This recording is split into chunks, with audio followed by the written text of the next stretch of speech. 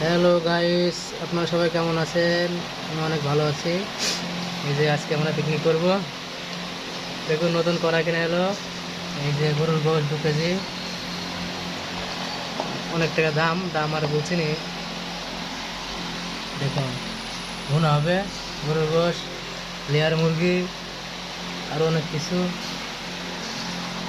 বেশি বললে আবার আপনাদের লোভ লেগে যাবে, তখন আবার সমস্যা।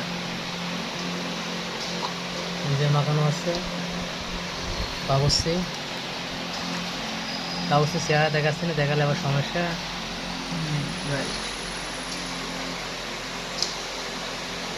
তখন আবার দেখালে প্রেমে পড়ে যাবে মেয়েরা। সেই স্বাদ। যে যে খাবেন কমেন্ট করবেন, কোরিয়ার সার্ভিসে অনলাইনে পাঠিয়ে দেবো টিকটকে।